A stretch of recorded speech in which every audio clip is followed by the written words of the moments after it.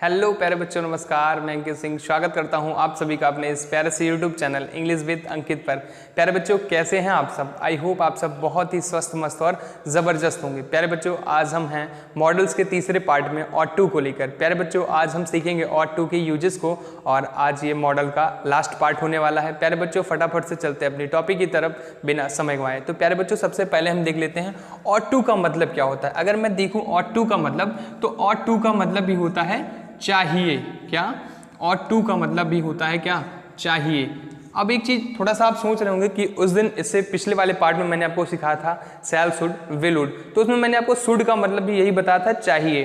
ठीक है, लेकिन अब उस चाहिए में और इस चाहिए में थोड़ा सा अंतर क्या होता है, मैं थोड़ा क्लियर कर देता हूं। यहां पर जो चीजें होती हैं वो क्या होती है? कॉमन ड्यूटीज होती है। क्या? कॉमन ड्यूटीज होती हैं, है ना? Common duty. अगर मैं बात करूं कॉमन ड्यूटी का हिंदी रूप, तो ये क्या हो जाएगा? तो इसको हम बोलेंगे सामान्य कर्तव्य। क्या? सामान्य कर्तव्य इसको हम बोलेंगे। ठीक है ना?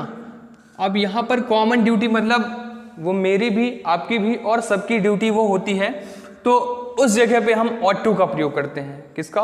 ऑट टू का प्रयोग करते हैं। थोड़ा हम इसका पहले डेफिनेशन देखते हैं एंड उसके बाद एग्जाम्पल के थ्रू बिल्कुल अच्छे से समझते हैं। आइए देखते हैं डेफिनेशन। ऑट का प्रयोग कर्तव्य अथवा नैतिक उत्तरदायित्व।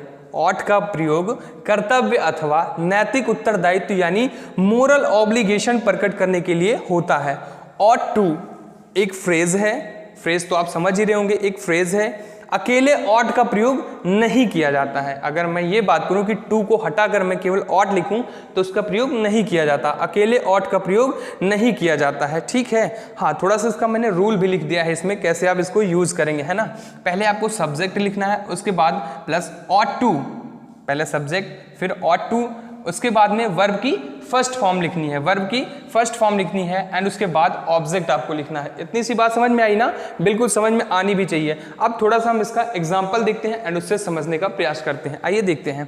अब हमने एक सेंटेंस यहाँ पर लिखा, हमें अपने बुजुर्गों का सम्मान करना चाहिए। तो यहाँ पर कोई ऐसी बात नहीं आ जाती कि केवल हमें ही अपने बुजुर्ग का सम्मान करना है, आपको भी अपने बुजुर्गों का सम्मान करना है। कोई तीसरा है, उसको भी अपने माता पिता या बुजुर्गों का सम्मान करना है, अपने से बड़ों का सम्मान करना है। तो ये एक तरीके से कॉमन ड्यूटी हो जाती है। कॉमन मतलब जो सभी के लिए हो, उसी को तो हम कॉमन बोलते हैं ना।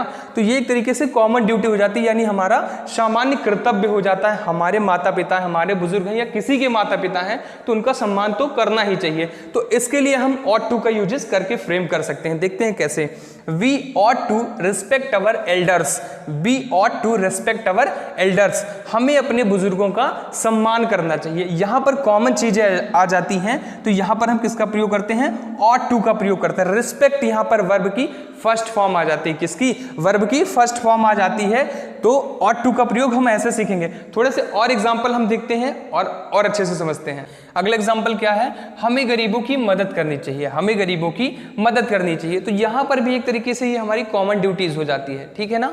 हमें गरीबों की मदद करनी चाहिए। We ought to help the poor. We ought to help the poor. हमें गरीबों की मदद करनी चाहिए, है ना? ऐसे अगला एग्जाम्पल है, हमें अपने राष्ट्र से प्रेम करना चाहिए। तो ये हमारी कॉमन ड्यूटीज हो जाती हैं, है ना? हमें अपने राष्ट्र से प्रेम करना चाहिए। वो फिर मैं हूं या फिर आप हो या फिर कोई तीसरा पर्सन या फिर कोई भी भारतवासी है, राष्ट्रवासी है, उसको अपने राष्ट्र यानी नेशन से प्रेम तो करना ही चाहिए। ये उस ड्यूटी हो जाता है, एक तरीके से हम ये समझो उसका कर्तव्य हो जाता है ना? तो we ought to love our nation. We ought to love our nation. हमें अपने राष्ट्र से प्रेम करना चाहिए। ठीक है, ऐसे अगला एग्जाम्पल समझते हैं क्या है? तुम्हें अपने पड़ोसियों की मदद करनी चाहिए। तुम्हें अपने पड़ोसियों की मदद करनी चाहिए, है ना?